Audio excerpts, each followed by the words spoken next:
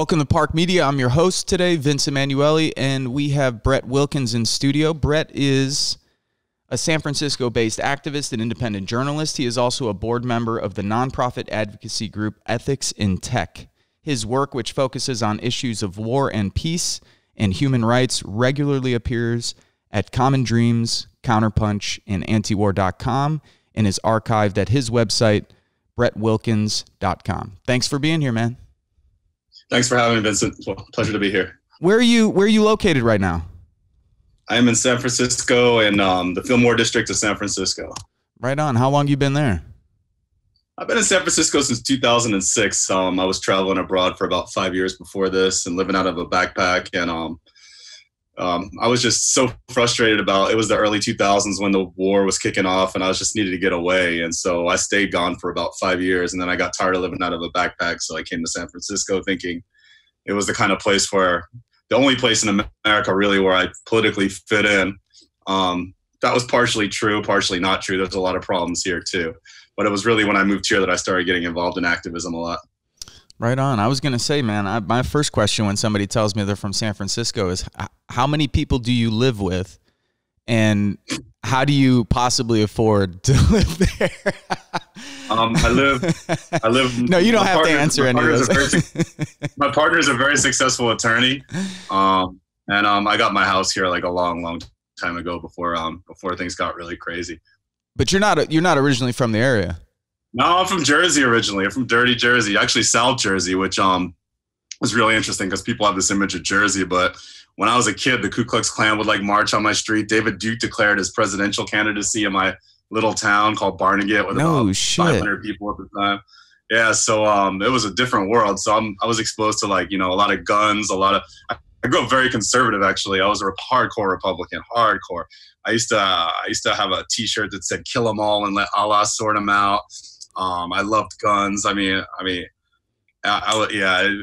up in South Jersey is a different experience. But then when I was about 15 years old, I moved to North Jersey, the New York metro area, which is a whole nother ballgame up there. And that's where I went to high school, went to college in Florida, ran track and cross country, and Jacksonville, Florida, which was an experience. I don't know if you know anything about Jacksonville. It's like the biggest city nobody's ever heard of. Yeah. No, tell us a little bit. I mean, I've been down that way, and it's a lot different than Miami. Yeah, that's for sure. They say the further south you go in Florida, the more north you get, right? Yeah. But Jacksonville, Florida is a lot like South Jersey, actually. What did you study when you were in school? Sorry. What did you study when you were at Jacksonville? I studied political science and journalism, but it wasn't exactly an academic powerhouse of a school. I was mostly into my running back then, and then of course discovered some other adult pursuits later on, and that kind of stymied that. But so yeah, I studied poli-sci and international relations and minor in journalism. What year did you get out of there? Shoot, man, 1997 I graduated. Okay. So yeah, I'm 46. You're 46 now. Yeah. Right on. Well, you don't look like it. It's all that track and cross country, man. That's because I just shaved it all off today, man. It'd be great. And a white beard and everything. What got you overseas? Like you get out of school, you're in college. To tell you the honest truth, I remember it was the early days of the post-Cold War period. And we grew up steeped in all this Cold War mythology about how, the Russians are our enemies and all this. But when the first group of Russian students came, I ended up dating one of them for like 3 years, and I started hanging out with the international students, and they opened my eyes. I never forget the first time I went to Europe. I was in a bar and I went up to these two girls in Germany and I was like, "Hey, I'm from the USA." And they were like, "Oh, and you're not embarrassed about that?" And I'm like, "What do you mean?" And I remember telling people, like, I'd go backpacking around the world, telling people things like, "If it wasn't for us, you'd be speaking German today." But then it was 2003 and I was in Australia and I picked up a copy of Howard Zinn's People's History of the United States. And I read that, and then I read some of Noam Chomsky's work, and then I read, and once you start opening that door, as you know, you're a veteran, I read your book, or at least you have a chapter in that book, right? Winter Soldier. Just all these things, and then when you hear people when you hear people that are exalted in the society, You know, I read Smedley Butler, War is a Racket. You start, you know, it just opens your eyes. And by the time I moved back to the United States, I was a very different person than I was when I left. I bet. Person. I bet. Yeah. Why do you think because you were overseas, that was the focus, was U.S. foreign policy? Like that was the thing that hit you? Yeah. At the time I was in Italy, it was right in 2003. And I remember I was a little I was changing a little bit, but I was like shock and awe. That sounds amazing. I can't wait to see that. But I remember I was in Italy at the time, and every single window was flying these rainbow flags that said Pace, peace on them. Like 90% of the town of Bologna where I was at the time was like against it. And so you just really start seeing, you know, I didn't know about the history of interventions and the history of all the wars and everything. And you start learning about that. And I think once you see the facts, there's only one way you can go, really. Right, so, right. I mean, whether, you know, you could be, I write for Antiwar.com. I don't mean to say there's only one way you can go. Like there's the Antiwar.com is more of like a libertarian site. Yeah. But when I say only one way to go, I mean to become a non-interventionist. Yeah. And I think that's important, man. I'm glad you do. I mean, I talked with Matthew Ho about this. Because Scott Horton runs that site, right? Yes. Yeah. I've been on his show a few times. Yeah, man. I mean, I've long appreciated their work, and I think that those kind of like cross ideological bonds are important, especially if we could at least unify around the issue of ending U.S. empire. It makes a lot of sense to me. So this is 2003. You're back in the States now? I moved back in 2004. I left, it was like right after 9/11 when I left. And I was gone from 2002, 3, 4, 5. I moved to San Francisco in 2006. Okay. And what was that like? You end up in San Francisco. You're thinking it's like this wonderful liberal place with, you know, which some ways it is. In some ways it is. I mean, it's about as good as we're going to get here. But there's just, for example, so much gentrification, and the black population is down to like 3% now, and it's so expensive, and there's a certain attitude among the people. Some of the most rabidly reactionary people I've ever met aren't on the right. They're like your kind of centrist Democrats. Like I remember I supported Bernie in 2016, and the abuse that I got from like Hillary Clinton supporters, you know, that kind of soured me on that. But there's a very dedicated base of progressive activism in the city still, and so that's, you know, those are the circles that kind of roll in here. And we got so many local victories. I mean, we elected Chesa Boudin as our district attorney, who, you know, abolished cash bail on his first day in office. Dean Preston, my local supervisor, has been great. Our mayor's got a lot of work to do, but you know, at the local neighborhood level, there's still great grassroots movements going on here in San Francisco. That's good. As I can afford to stay here, I will. Yeah. Now, tell me about getting into sort of doing independent journalism. So when you get to San Francisco, who did you start writing for, or were you writing at the time, working other jobs? I started a blog called Moral Low Ground back in like 2010, and I'm glad I didn't get a lot of exposure early on, because I look back at some of my writing now and I'm just like, man. But you know, I went through a period where I was trying to get the clickbait going, where like if some like salacious scandal or somebody slept with a horse or something, I'd put that on my front page, you know, to get the click. But then I got noticed by Yahoo News. They asked me to be a Yahoo featured political contributor, and you're not going to like this one very much because I saw that hat you wear all the time. But then Yahoo Sports hired me to do the coverage of the 2012 World Series against the Detroit Tigers, which everybody said, you know, and I myself, deep in my heart, I was like, there's no way we're winning this one. I told my girlfriend, don't get too excited. But we swept them, and I actually wrote an article ahead of the World Series saying we were going to sweep them. I was like, I might as well go for it. And you know, we did. I'm like, there's like no way we're beating Verlander and Pfister and like all these, you know, you had Scherzer, you had like, so I got a little sports exposure. Then I covered the Olympics in 2012. But generally speaking, there's a ceiling to where I can go in the corporate mainstream media with, you know, you can't say things, you know, like the United States is a country built on a foundation of genocide and slavery, or that, you know, Zionism is a net negative for the Jewish people. You can't say things like that in the U.S. media. So David Silverberg at Digital Journal in Canada gave me a shot, but it was just a kind of a content mill kind of situation. And I just basically labored in relative obscurity. And then it was Antiwar.com that gave me my first like break, and then Common Dreams. And then the other day I get an email from Medea Benjamin asking me to join this Collective 20. And I was like, wow, finally. So very cool. That's like the biggest thing that's happened to me so far, for sure. Oh, right on, man. That's awesome to hear. Did what have you been writing about lately? Because I don't want to run through all those years. I was gonna ask you kind of what you're up to. Did you cover, like, were you covering any of the movement stuff at the time, Brett? Like any of the stuff that popped up with Occupy? I was on the ground during I was on the ground during Occupy.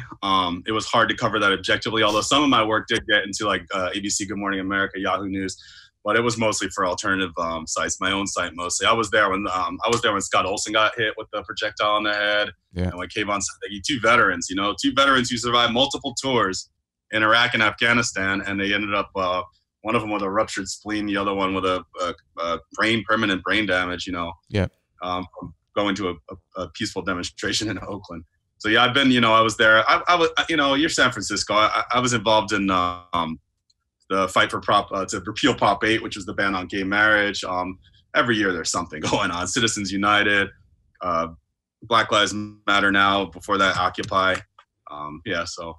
What's it been like with the uprisings? What's your neighborhood been like? What's it look like over there since things have happened? I was respecting social distancing until the youth march. Remember the day when all the kids were and I went out that day, and it's been okay here. I mean, there's not that much brutality here this time from the police.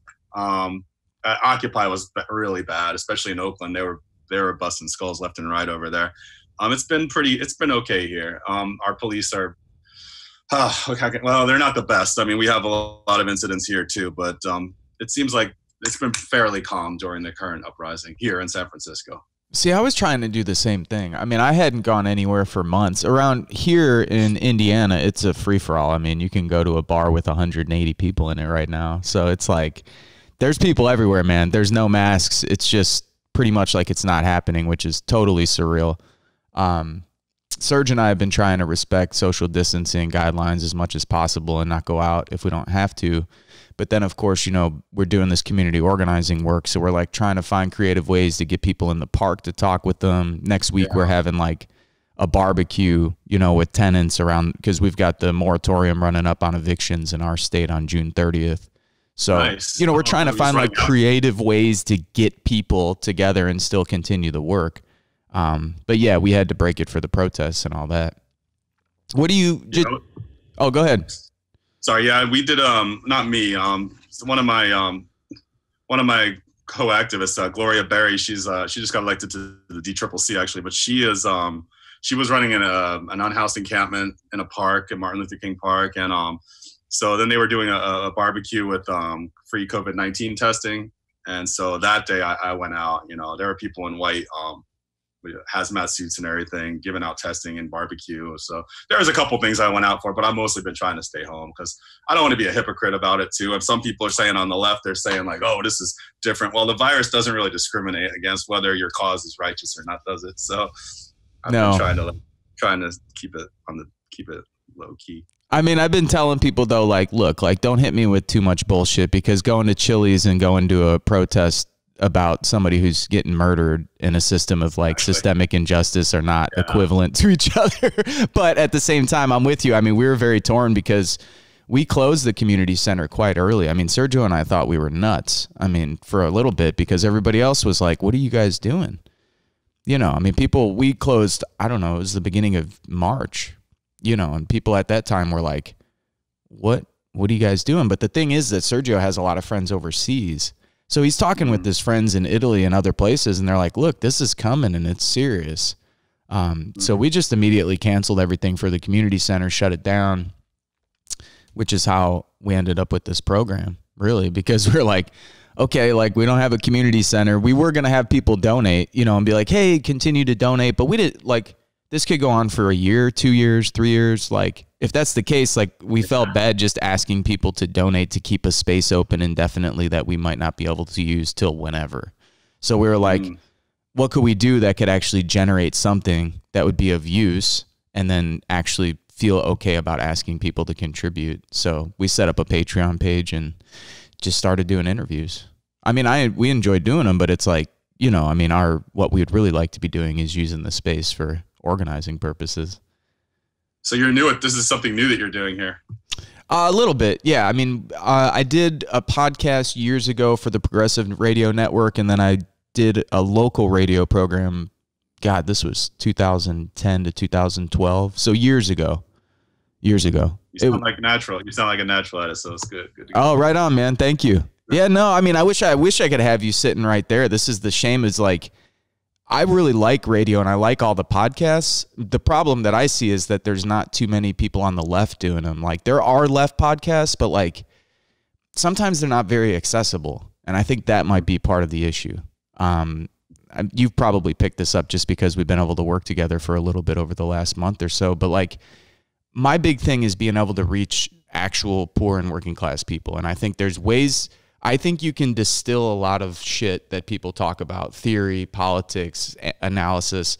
I think there's a way to distill that down, not to dumb it down, but like to, you know, shorten some of the words, to like take away some of the stuff that you might pick up in graduate school or getting a PhD, and be like, hey, like, how do we get this across to the people that the left is supposedly trying to reach out to all the time?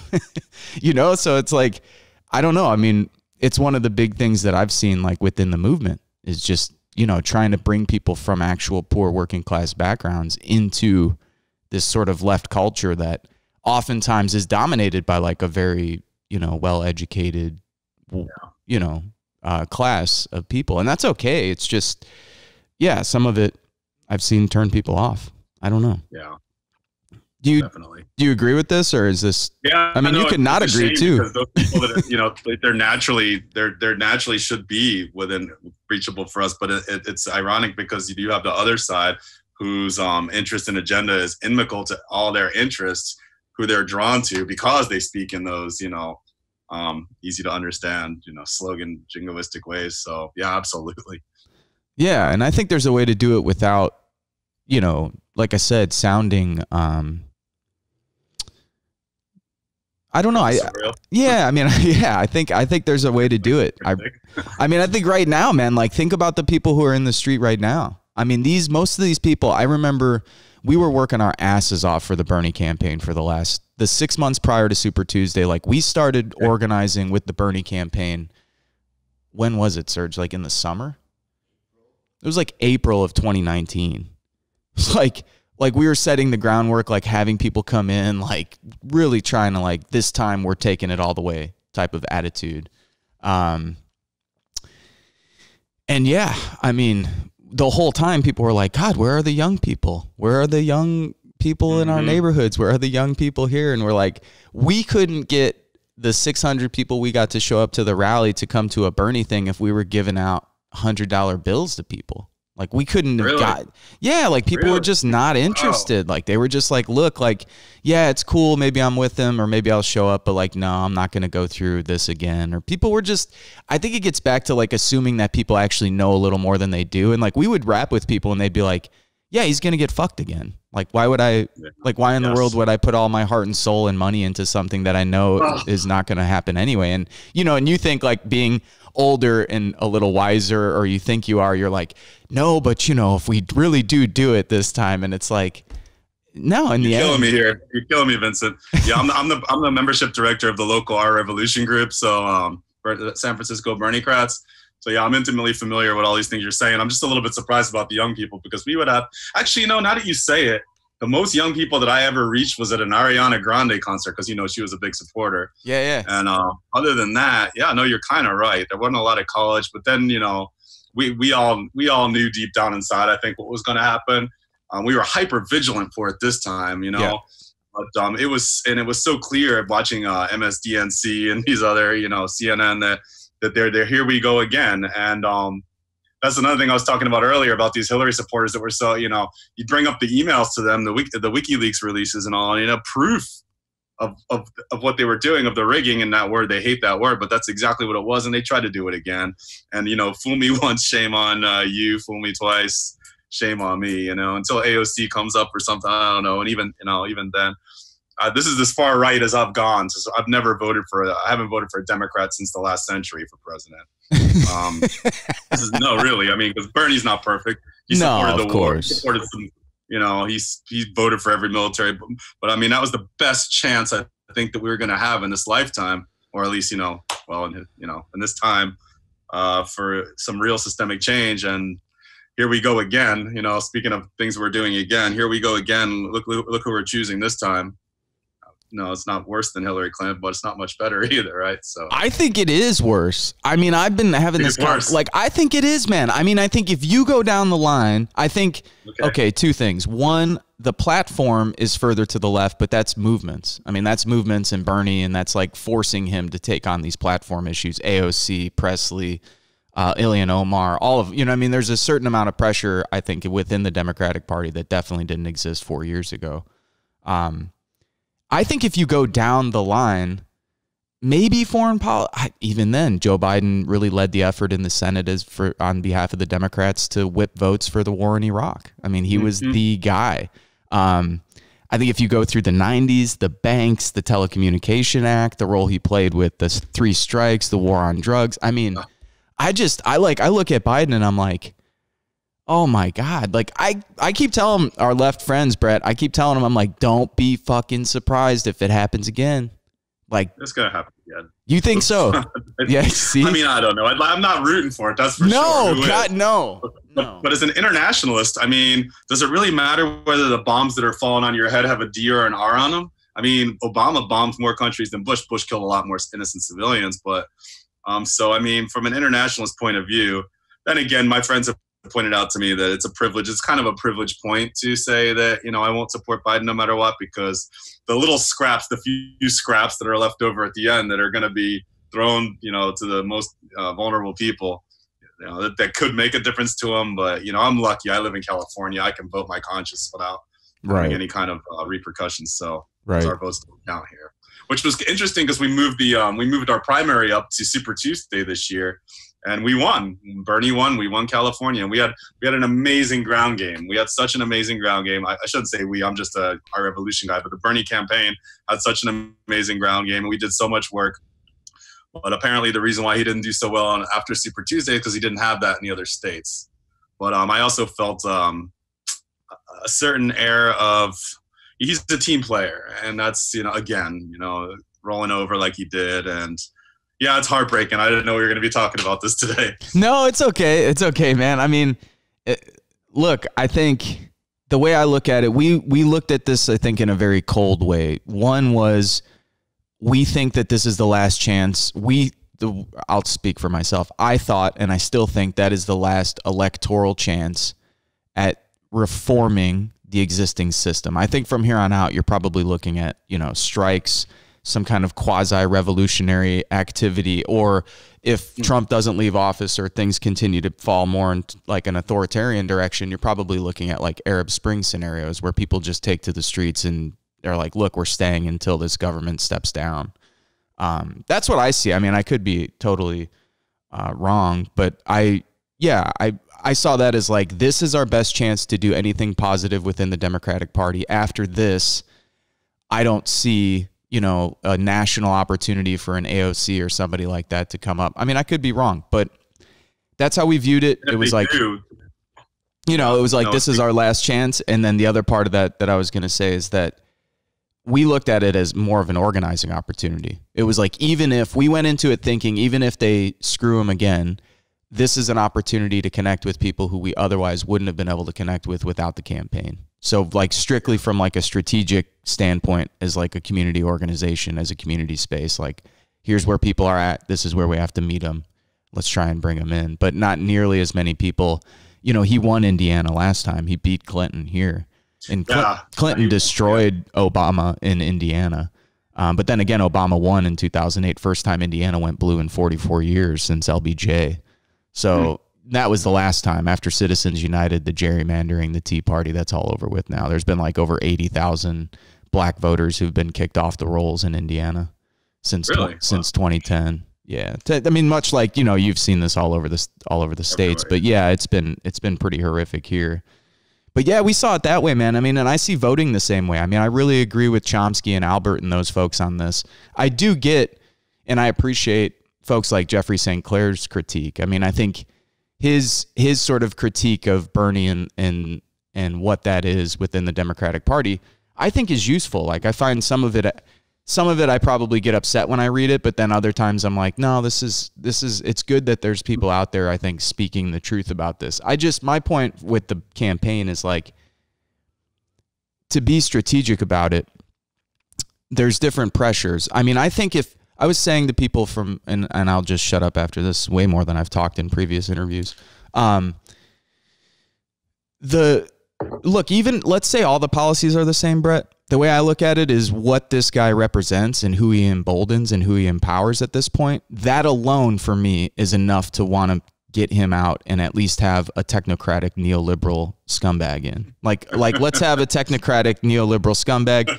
Cool. Better than somebody who's holding a white supremacist rally on Juneteenth in Tulsa, Oklahoma. Like that kind of stuff to me is like, no, make these fucking people go back underground. Like make them go back to their wherever the fuck they live or however they, whatever. It was like here, you know, like all of a sudden we have people driving around Michigan City with like American flags, 2 American flags in the back of their pickup trucks, just like, yeah, like Trump and all that. Like that shit didn't exist even when Obama was around. People were like embarrassed. Those kind of guys were like, and I'm no huge Obama fan, but I loved it because he like, at least it made those people kind of be like, well, I guess it's not cool to be a racist asshole, you know?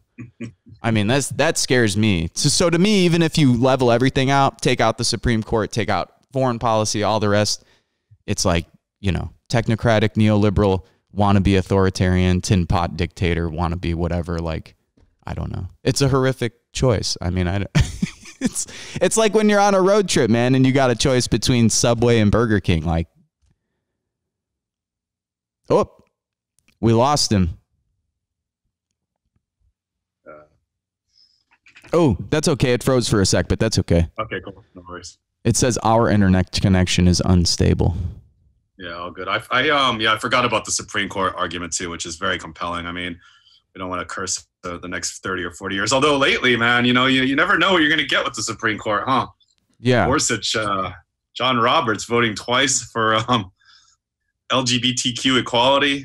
I don't know. I'm not getting too hopeful about them, but well, no, on the same day, what did they pass, Serge? They passed some other shit that allowed them to slam a pipeline through the Appalachian Mountains. Yeah, that's true. That's true. It's like 1 for 1 every time. It's like, oh, okay, yeah, and then you're like, no. Oh, but they're gonna put a pipeline through the Appalachians. Jesus Christ. Yeah. What do you make of the current situation, man? I mean, what are you thinking? I mean, you see some opportunities, you see some hope. What does this make you? What's your kind of analysis of where we're at right now? You know, it's kind of like Martin Luther King said something like, he said the arc of the moral universe is long, but it bends toward justice. I mean, people like you and I were more leaning toward the revolutionary side of things, but it's such an evolutionary, it's such an incrementalist nation that I just got to take what I'm seeing around me these last few weeks and say, okay, you know, here in San Francisco, armed police will no longer respond to non-criminal calls. You have, I can't, off the top of my head, I can't think of any right now, but there have been numerous laws passed in the last couple of weeks to limit some of the worst excesses of police brutality. It really is encouraging somewhat, but I don't forget where I am. There's a limit to how far we can go, especially in a short period of time. And there's going to be inevitable pushback against this, as there always is. So I'm cautiously optimistic. Even the tone of the media coverage has been somewhat different. Do you find that as well? Somewhat more tolerant of what's going on. You know, that I've seen that quote, "A riot is the language of the unheard" from another MLK. I saw that on like corporate media, and I'm like, whoa, you know, you would never see that before. So it's a little bit different this time, but I mean, it's like the Bernie situation. We've seen so many movements before that, you know, were either crushed, co-opted. You know, Democratic Party is where movements go to die, I think. But so watch out when they start adopting some of our you know, ideals and platforms. But I'm cautiously optimistic. Yeah. I mean, I've been thinking somewhat of the co-optation because of the corporate, you know, sort of. I mean, I've been seeing some of this, and I'm thinking, have you watched any of the interviews or things that Jacobin has done with Adolph Reed Jr.? No, I haven't. I don't pay as much attention to them as I should. But I do love the publication. But no, I have not. Yeah, I would check it out, man. I think he makes some really, really good points in this. What's his name? Adolph Reed. Got it. Yeah, you appreciate. I think he's from Penn. Black scholar, activist, longtime organizer, was involved with the civil rights movement, was involved with different socialist movements for a long time. I really respect his work, but Yeah, I mean, his concern is that if the Democratic Party and if these corporations are able to co-opt this, even the language, then perhaps it's maybe not even the right language. I mean, I think this is interesting because we saw this happen sort of in real time in 2014 and 2015 after coming back from Ferguson and then living in the area where we live. You know, it's the most diverse area of the state of Indiana. We're, 50 miles to the east of the third largest city in the country, also one of the most diverse cities in the country. There were chapters that popped up. I mean, people were doing work around BLM chapters for a while. And then, the work started to slowly slide away. I think the difficulty that we found is that a lot of the people in the region are really poor and really suffering all kinds of material conditions. So it's on the one end, people want to stand in solidarity. People are willing to fight for these issues because they know they're just morally the right thing to do.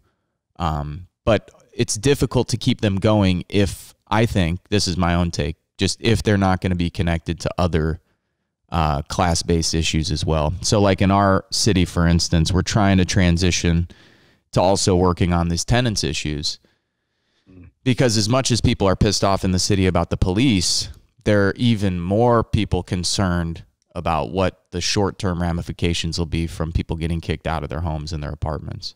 So it's like, yeah, police suck. Yes, let's try and... I mean, and the problem, too, with cities like ours, and this is why it's going to be so interesting to see how this plays out geographically in the U.S., but cities like ours don't actually have that much money. So... yeah. For instance, our operating budget is very small. What is it, 25 or 30? Okay, so it's $100 million a year, but still, you're thinking you got 30,000 people in the city, and then whatever the Michigan City Police budget is, which everybody's looking into it now. What is it exactly? Where do all those funds come from? Where can they go? But you don't have enough money to do much for the people who are here. So it's not like our police force, in other words, is not getting there's not enough funds to distribute with people or to the sort of social programs that you would want to make up that gap. Even when you do have a large budget, though, I believe we spend something like $250 million a year on just unhoused people here. And I would like to know where that money is going because there's more of them than ever. Even when you do have the money, if you don't have the political will, I'm surprised to hear that your moratorium on evictions is ending. We're because that was the case here too. But even if that's the case, then what? You owe 6 months worth of back rent because you couldn't. So we're working on legislation that would grant, not just extend the moratorium, but some kind of rent relief for those people so they wouldn't have to pay. One of the ideas that my local supervisor has is to match. For a landlord offers to put up 50 or discount the rent by 50%, the city would pay the other 50%. So there's all kinds of pending legislation here to try to address that. It saddens me to hear that. So what, people are just going to be screwed on, would you say it was the 30th? Yeah. When it's over, and then what? Oh, there is no backup, man. Uh-huh. No, I mean, this is why I think it's so interesting too, to talk with people both ways. I mean, I think people need to hear this as well. The people who are going to listen to this, who are locals or people who live in states like this. I mean, we've got, trifecta control in Indiana for the Republicans. So they have the House, the Senate, the governor's position. So, they're in the executive branch. They have a supermajority in the Senate and a supermajority in the House. So you can't, whatever they want to get passed, they get passed. So I'll just give you some examples. In Indiana, there's laws against raising the minimum wage above what the federal minimum wage is. There's laws against municipalities raising income tax, corporate tax. The only tax increase you can do at the municipal level in Indiana is a property tax increase. We can go on down the line, man. There's so many. Oh yeah, if you want to legalize marijuana, illegal under Indiana law to do so at the municipal level. You could just keep going down the list. So, we're a right to work state. The unions have been busted. It's a totally different organizing context, I think, and so I think it raises difficulties, but it also allows us opportunities because it sort of takes all those options off the table. So it forces, it's like the people who are going to get engaged in a state like this, like they're going to have to be serious about what they're doing, because there's no like, hey guys, like we'll get this legislation passed. It's basically going to be, hey, we're going to have to lock arms and not allow them to evict people. And that's the only way this cat's staying in his home, or that's the only way this family's staying in their home. So, I mean, it's both good and bad the way we look at it. Or maybe we're just looking for silver linings when there are none. It must be really rewarding as it must be really rewarding as an organizer and an activist when you actually do achieve victories in a place like that, because they're not taken for granted. They're not given. You really have to fight hard for them. So, yeah, I mean, we always say here it's easy to be who we are, relatively easy to be who we are here, but going to a place like that where it can really make a difference. And like you said, it did go blue for Obama once, didn't it? Mm-hmm. So did some other places that you wouldn't expect, like North Carolina, I think, did at that time.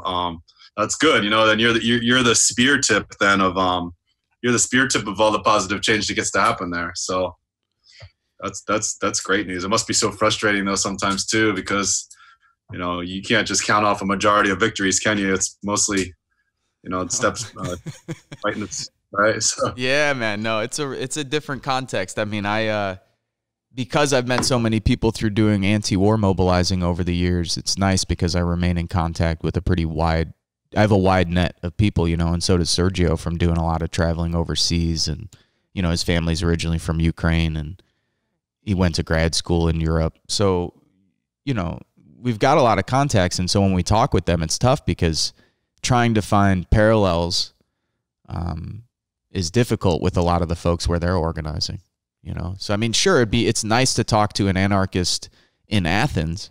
But it turns out Athens, Greece is a hell of a lot different than, you know, Gary, Indiana. So it's like, it's cool. It's like, yeah, man, that's neat to hear about what you cats are doing. Or even talking to our friend Graham the other day, who's in the Chaz, or I think they changed the name of it, but the autonomous zone in Seattle. Yeah. You know, we're kind of rapping with him and he's telling us what's going on up there. And we're like, yeah, here, like, we're trying to make sure people don't get kicked out of their apartments, you know? I mean, we're a little jealous. Of course, we would love to be up there and see what the heck's happening. Like, you know, I think all that's really interesting stuff, but we're still doing that here, too. We're still doing that very much here, too. It's trying to keep people from getting kicked out of their apartments, because believe me, you know, they still try to find ways, and they still do find ways. Yeah, no, it's got to be. In California. We have Ellis Act no-fault eviction still in California, so you know, you have to take that on at the state level. All the municipalities in the world can't do anything about that. That's something that's got to be done at the state level. Same thing with community housing. You know, I'm a sponsor of the San Francisco Community Housing Act, which would tax corporations over a certain amount of employees, would tax them and cap rent at 25% of income. You know, there's a lot of opposition to that too. So it's not all wins here either. This big money is same power here as there, maybe more. Yeah. No, absolutely. I think here it's probably more a matter of just a lack of political infrastructure. Yeah. We just don't have the alternatives for people. Like, there aren't the neighborhood organizations, there aren't the legal services, there aren't the unions. You know what I mean? I mean, you guys, for instance, you know, you got all the infrastructure of decades and decades of however much of it has been whittled away, but still you have those liberal progressive institutions, as you mentioned before. Yeah. And it's a lot more conservative than people think, California. Yeah, well, I always said my dream outcome was like a Republic of Pacifica, where it's like Oregon, Washington, California, and maybe Hawaii. But once you drive like 40 miles, 50 miles in, not even maybe inland from here, it's all those double flag MAGA hat wearing, rolling coal, big old diesel truck, pickup, and you know, you just can't have machine guns here. But other than that, yeah.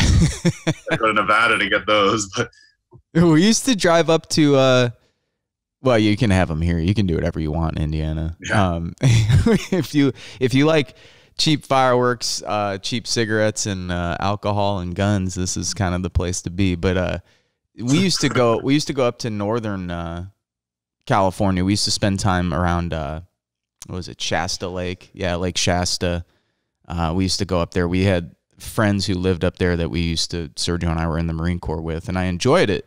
But I remember being up there and being like, oh shit. Like, we went to Redding and I was like, oh, this looks more like Indiana than it does the spots of California that I've been to. I was like, no shit. Like, yeah. So I got a little different taste. I mean, it was interesting because it's like What's that?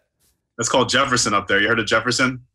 They want to break away and become their own autonomous. It's like Humboldt County. It's called Jefferson. They got like 2 X's on their flag, and they're very libertarian, very like, stay the hell out of my, get the hell out of here kind of. Very isolated. A lot of methanol up there now too. It's not just weed. It's an interesting place up there. Yeah, I was a little taken aback by it. I wasn't expecting as much kind of like rural poverty. You thought it was gonna be kumbaya, like Arcata, smoking weed, and yeah. That's exactly what I thought. Me too. Me too. I'm like, wait. The majority of the city council is Greens here? Like, this has got to be paradise on earth. And we went there. I swear, we were a little bit scared. It was like a very, very methy atmosphere there. Sorry to disparage the people of Arcata, but no. Hey, man, we hear you. I hear you. Sergio shaking his head like, yeah. I mean, we spent a lot of time up there, man. We used to go up there like once a year for like many, many years. So, I mean, we used to, and then spend like a week to 2 weeks while we were up there. And yeah, we had good times, but it gave me a different. Where were you stationed? I was stationed in 29 Palms. So I know a lot about California. I feel like outside of the Rust Belt, I know California because I've been around different parts of it. And like, cause I'll talk to people in California who are like, oh, I've never been to the Inland Empire. Like I know people who live up in Northern California who maybe go to Southern California once a year, if ever. Yeah, and I know people in Southern California who like live between San Diego and LA. And I'm like, you guys ever been up to Humboldt? And they're like, no. I'm like, really? I'm like, y'all live in the same state. It is my favorite state, mostly for geography. Also because just it's more laid back. East Coast is too, it's too much aggro going on on the East Coast and in the Rust Belt sometimes. But yeah, I was in 29 Palms, man, in the Inland Empire. Hot as hell. Yeah, it's hot there. My best friend was in 3rd Anglico, so he was stationed in like, I think Pendleton, but he was in Iraq as well.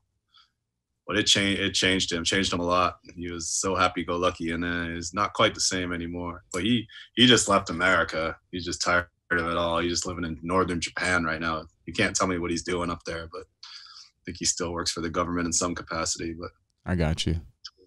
Totally changed him. Yeah, no, it definitely changed all of us. That's for sure. I mean, you'd probably hear that from folks I know from growing up. I mean, I was pretty much happy-go-lucky. I like to smoke pot, play sports, and go on dates. That was pretty much what I cared about until I was 18 years old. So, yeah, I mean, when I came back, I think it was probably a shock for people because I was like, we need to talk about U.S. empire and the revolution, and if we don't stop this machine from killing the planet, we're all going to die. Like, that was like a flip from like, within 3 years, people were just like, oh, Vince, like, yeah, you want to go to a Cubs game and smoke some pot? And then I come back and I'm just like, what the fuck is wrong with you living this fucking passive American lifestyle? Like, just, making all the mistakes you make too, by the way, for anybody who's listening. Yeah, one of the biggest mistakes I think I made when I came home was just being too critical, just far too critical. It's understandable looking back, but I think one of the things people do when they become conscious of U.S. empire is like, you're like, holy shit, I want to tell the world and I want everyone to, you know what I mean? And like I'm sure I've turned off plenty of people with that over the years. So I don't know. It's like going to Burning Man for the first time. You're coming back talking about the flower of life and shit. You're like, yeah, sacred geometry, man. Like sacred, I got it all figured out, dude. No, but that was me too. Soapboxing. Yeah. And you know what? That's why I really respect comedians because, guys like Jon Stewart, they can get the message across without soapboxing, finger pointing, make them laugh. And, I just want to plug actually it's tomorrow. I'm on the board of Ethics in Tech. It's a advocacy group, and we're actually having a comedy and / serious discussion night about killer robots. Mary Wareham, who won the Nobel Peace Prize for her work with landmines, she'll be the headline speaker, and I'll be speaking. But we also have 3 comedians. We have Nato Green, Debbie Durst, and I forget the other one. Because, I mean, when you do, it's like, I don't know. It's like, I don't know if I should be saying this on the air, but it's like if you take, the first time you took ecstasy when you were a kid, you want to put it in the water supply and change the world. Yeah. Well, it's kind of like the same thing when you discover, like you said, you want to tell everybody, and you find out that people don't want to know. People they like to take that blue pill in this country, and B, The people who do know, they don't, you know, they don't want it to be, they don't want that sunlight to be shined on. This is sunlight's the greatest disinfectant. Well, they want to keep it dirty, right? So I had to tone I had to tone it down too, but not anymore. Why? I mean, the world's on fire, man. Yeah. The world's on fire. So I'm not, you know, I'm doing what I'm doing, and I'm getting some validation for it now and whatnot. Not that that's what it's all about, but nobody wants to be, you know, preaching to themselves, preaching to the choir even. So go for it, man. That's what I would say. Don't hold back. No, not anymore. I'm with you 100%. I just think that I think it's about being young and just being radical as hell. But I think now with the context, I think context is important. I think that's, you know what I mean? It's like, if you were to say, in other words, a year ago, if you'd have told people, hey, let's go burn down a police station, people would have been like, are you trying to like ruin the fucking movement? You know, but like now you can say that shit to somebody and they'd be like, well, only if it's strategic, we'll burn it down. You know, it's like now it's changed overnight. So to your point too, the only thing I would say, normally tons of incremental change, but man, look at how quick shit changes. Just like a snap of a finger, how just that consciousness and ideology, the discourse, I mean, boom, very quick. Yeah. And that you have to seize upon that. Absolutely. Right. Yeah. Yeah. So it's an interesting analogy you use with the burning, or an interesting example you use with the burning of the police stations. Because I remember back in 1992 when the LA uprising. I don't know if you remember that. I had just graduated high school when actually it was the week my mother died. I was graduating high school and we had the state championships in track. So I wasn't paying as close attention to what was going on in LA as I probably should have been. But yeah, they burned down a little police sentry booth, and that was like the end of the world, right? Yeah. And now it's like people are saying let this police station burn. So it's an interesting example you use. But yeah, absolutely. Well, man, I appreciate your time. I know we're running up to an hour, but I appreciate you coming on. It's just been nice to get to rap with you. We're working on the same project. You too, man. Collective 20. Check out that stuff. And yeah, anything else you want to plug? I know you said your events tomorrow, Ethics in Tech. Yeah, ethicsintech.com. There's you could see there's a link for it there. But no, that's it. I'm not here to plug anything really. It's really nice to work with you. I'm really excited about Collective 20. I mean, it's like the best thing that's ever happened to me in my writing years. And after laboring in a relative obscurity for all these years, to find like-minded people. Actually, it's interesting some of the edits on there. You know, I mentioned Barack Obama not in a positive. Oh, way, you set people off. It was people that are like even more like, you know, me than me. You know what, man?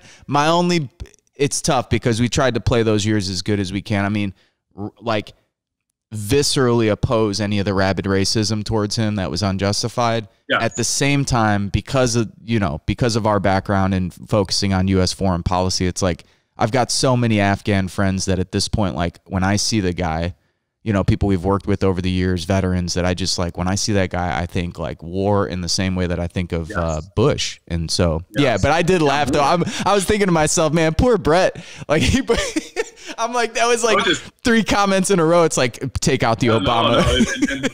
And rightfully so. You know, the guy did. Originally did have in there saying something like, you know, Collective 20 is wary of citing a guy who bombed more countries than George W. Bush, because he did. You know, Bush bombed 6, he bombed 7, right? Yeah. I think he added Libya to the mix, right? So yeah, no, but it's really nice to fall in with a bunch who. There's nothing I'm going to write that's going to be considered too outrageous. If anything, it's going to be outrageous enough. So. Right on, man. It's been good rapping with you, Brett. Thank you, Vincent, and Sergio too, man. Thank you guys. Yeah, thank you for your time. This is going to be going out like audio, just audio only. We'll be doing both. Too. It'll go out on our YouTube channel. It'll go out on Spotify and Apple Podcasts. Cool. Hit me with a link so I can share it around. I will, for sure, bro. And thank you so much. Yeah, man. Thank you too. Have a good day, and enjoy the weather out there. You guys have a better one. Take care. All right, peace. You fight a good fight. Thank you, man. You've been watching Park Media. I'm your host today, Vince Emanuele, and we'll talk to you soon. Hey, thank you for watching and listening. If you think this program is worth a pack of cigarettes or a cheeseburger, you could become a Patreon for as little as $3 a month. The link is available at our website, parkmedia.org. That's PARCmedia.org. Make sure to subscribe to our YouTube channel below. Also, you could find us on Instagram at Park Media, Facebook at Politics, Art, Roots Culture, and you could find me on Twitter at Vince Emanuele.